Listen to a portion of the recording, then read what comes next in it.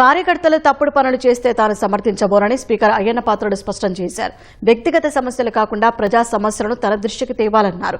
నర్సీపట్నంలో Rajya Sabha MP Vijay ఆశీర్వాద సభలో పాల్గొన్న అయ్యన్న ఇటీవలి కాలంలో తనకు ఎదురైన అనుభవాలను పంచుకుని నవ్వులు పూయించారు. విజయ్ తనకంటే చిన్నవాడైనా పెద్దల సభకు వెళ్లాడంటూ అయ్యన్న చమత్కరించారు. 8 సార్లు ఎమ్మెల్యే చేశాను, 7 సార్లు మంత్రి చేశాను, ఎంపీ చేశాను. ఎప్పుడూ లేని డబ్బు ఈ 2 సంవత్సరాల్లో కాన్ఫరెన్స్ తీసుకొచ్చాను. కానీ నాకు సంతృప్తి లేదు. ఎందుకు లేదంటే డబ్బులు ఇస్తున్నాను. నేను గ్రామాల్లో డబ్బు తీసుకెళ్లి ఖర్చు పెడుతున్నారు కదా, రోడ్డు బాగా వేస్తున్నారా, ఇయ్యపోతే ఎందుకు ఇయ్యలేదు పర్యవేక్షణ చేసే బాధ్యత మనకు లేదండి. అలా ఊళ్ళో పెద్దలందరినీ కూర్చోబెట్టి హైదరాబాద్ రూపాయలు ఇస్తున్నారు. ఏ రోడ్డు వేస్తే బాగుంటుందని 10 మంది కూర్చొని అడుగుతున్నారు. మీరు ఇంట్లో కూర్చొని రాసి ఇచ్చేస్తున్నారు. ఏంటి ఇద్దరు రాజకీయం? ఎమ్మెల్యే ఏమో ప్రజాసేవ చేయడానికి, దొంగలకు సహకరించడం కోసం కాదు. చేతనే గర్వాలు అభివృద్ధి చేయి, అది ఇంట్లో కూర్చోదాం. తప్పుడు పనులు చేయమని మమ్మల్ని మాత్రం ఇబ్బంది పెట్టకండి. మమ్మల్ని నా దగ్గరికి వస్తున్నారు. అలా గంజాయిని పట్టుకున్నారండి, కొంచెం విడిపించండి. దొంగ విడిపించేద్దాం.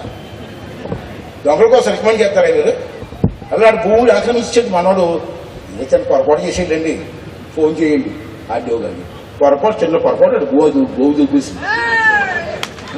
అలాంటి తప్పు పనులు నేను చేయనండి, చెయ్యను. మీరు ఏం చేసుకొని చేయను. రాడి ఇబ్బంది అని పెట్టకండి, ఆడిని కూడా పెట్టదు. రాటు దగ్గర ఉన్నాను తట్టుకుంటున్నాను ఉన్నవాడు ఇప్పుడు వచ్చాడు. ఇంకేదంటే ఒకసారి బాధ అనిపిస్తుందమ్మా. మొన్న ఒక పెద్ద మనిషి మా ఇంటికి వచ్చాడు. బాబు మా మనవడికి ఎంబీబీఎస్ సీట్ కావాలి బాబు అన్నాడు.